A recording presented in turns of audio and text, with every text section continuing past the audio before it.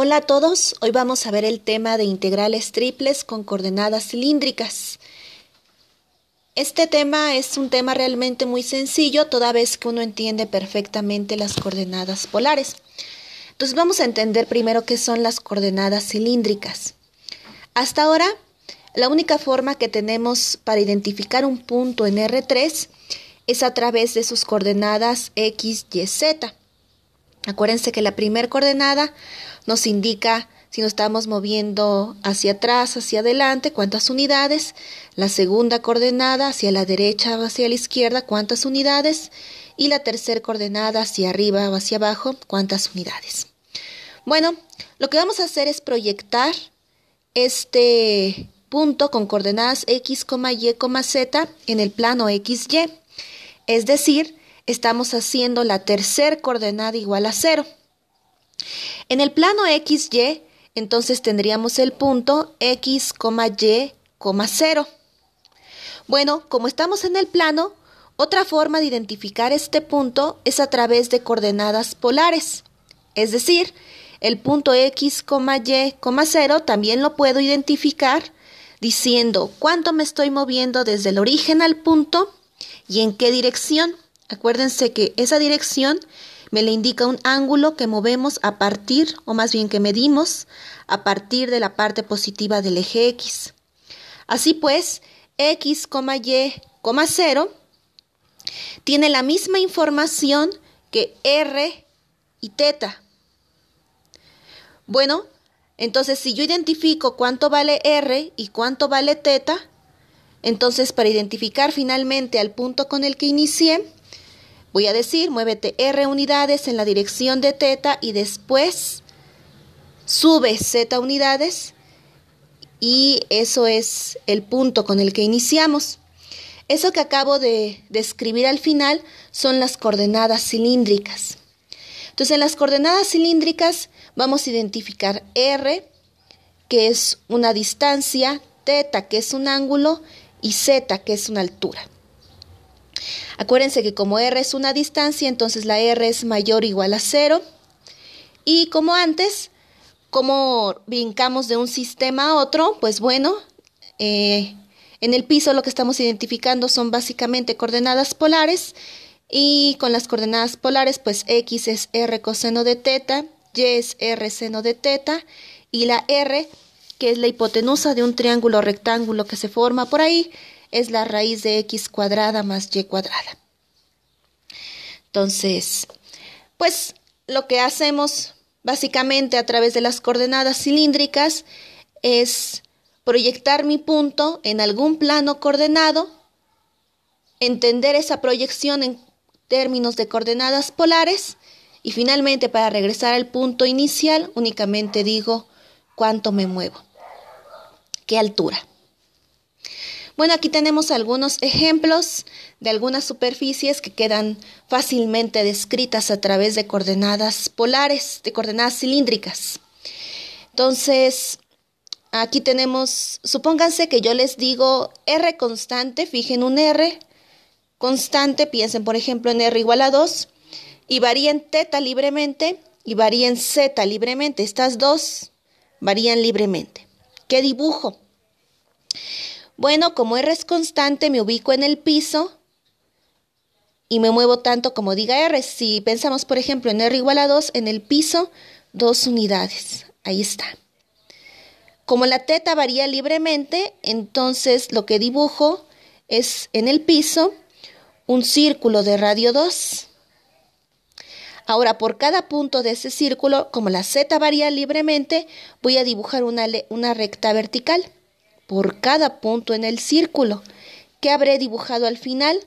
Pues un cilindro. ¿De qué radio? Pues el radio con el que iniciamos. ¿Qué pasa ahora, por ejemplo, aquí en esta situación en la que θ es constante? Acuérdense, θ es un ángulo que se mide a partir de la parte positiva del eje X en el piso. Bueno, lo que hago es, me ubico en un θ constante, el que me dan, y varío R libremente y varío Z libremente. Como R varía libremente, lo que voy a dibujar es un rayito. infinito. ¿De acuerdo? Ahora, por cada punto de ese rayo, como z varía libremente, voy a dibujar una recta vertical por cada punto del rayo, que habré dibujado al final un espacio que le conocemos como semiplano. ¿Por qué semiplano? Porque no se extiende en todas direcciones.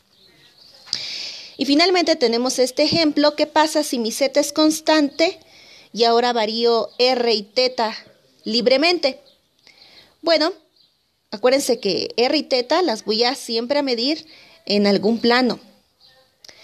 Entonces, como r y θ varían libremente, lo que voy a hacer es cubrir a todo el plano, ¿no? La r varía libremente. Por cada r dibujo un círculo completo porque la θ varía libremente, y eso por cada r. Lo que habré hecho al final, al variar las dos variables, es dibujar a todo el plano. Pero si z es constante, pues digamos z igual a 2, lo que tengo que hacer es trepar cada uno de esos puntos que ya dibujé a altura 2. ¿Qué habré dibujado al final? Pues un plano a la altura que me diga la z. Bueno, aquí tengo algunos ejemplitos más para desarrollar un poquito más de intuición, que realmente es muy claro este sistema, no es un sistema complicado de coordenadas. Entonces, supóngase que yo les doy el punto 1, pi medios, 3 en coordenadas cilíndricas. ¿Quién será ese punto ahora en coordenadas rectangulares? Entonces, lo entiendo así. Las primeras dos me indican que esto lo voy a hacer en el piso. Acuérdense, este era R, este es θ y este es Z en coordenadas cilíndricas. Y entonces digo, muévete una unidad en la dirección del ángulo θ igual a pi medios en el piso. ¿En dónde estoy? Pues eso es claro. Entonces tú terminaste en el 0,1 y finalmente sube 3 unidades. Noten que la Z se queda igualita. Entonces, el punto que me indicaron en coordenadas cilíndricas se ve así en coordenadas rectangulares. Tenemos aquí un ejemplo más. Si yo les digo, por ejemplo, el punto 1,2 en coordenadas rectangulares, ¿quién será ese punto en coordenadas cilíndricas? Pues entonces, en el plano XY me moví una unidad hacia el frente, una unidad hacia la derecha. Eso quiere decir que me moví en total raíz de 2 unidades en la dirección del ángulo pi cuartos. Y al final subí 2. Eso se queda igual. Bueno, ¿cómo entonces entender a integrales triples en estos términos? Vamos a ver la siguiente diapositiva. Bueno, en esta diapositiva es bien importante porque les digo básicamente cuándo utilizar coordenadas cilíndricas, cuándo es conveniente. Bueno, tú vas a utilizar coordenadas cilíndricas en la siguiente situación. Suponte que tú tienes un sólido de tal forma que en una de las proyecciones tú ves un rectángulo polar. Bueno, en ese momento piensas automáticamente en coordenadas cilíndricas. Entonces, vamos a ver cómo. Entonces, tú tienes un sólido que en alguna de las proyecciones tú ves un rectángulo polar. Para describir al sólido, acuérdense, lo primero que tenemos que hacer es describir una tapita plana. Y como en este caso es un rectángulo polar, basta que yo diga cómo se mueve R y cómo se mueve θ. Y después, la otra variable que no he descrito, tengo que decir de dónde a dónde se mueve.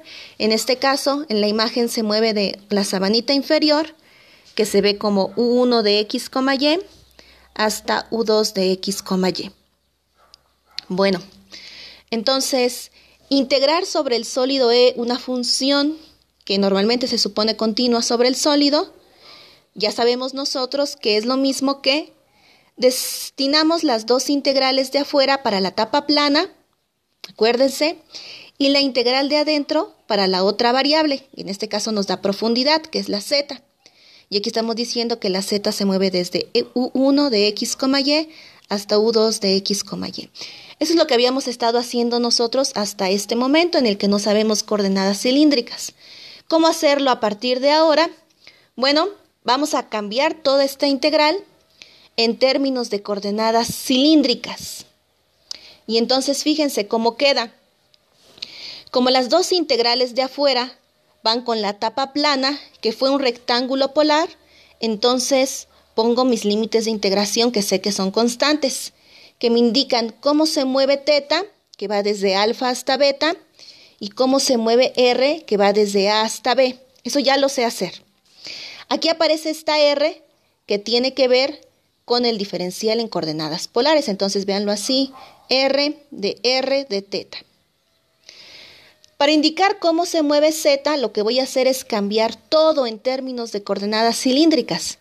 Yo sé que en coordenadas cilíndricas x es r coseno de teta, y es r seno de teta. Pues eso hago.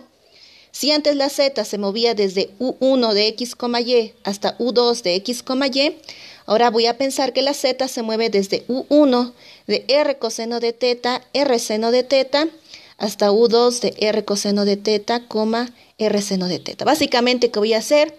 En las superficies, cada que vea una x voy a poner r coseno de teta, cada que vea una y voy a poner r seno de teta, y con eso, con ese cambio, lo que estoy haciendo es describir a mi superficie en términos de coordenadas cilíndricas. Finalmente, ¿qué hago? Voy a agarrar la función y también la voy a expresar en términos de coordenadas cilíndricas, donde x es r coseno de teta, donde y es r seno de teta, y la z se queda igualita. Bueno, entonces vamos a ver un ejemplo de cómo funciona todo esto. Y este ejemplo que tenemos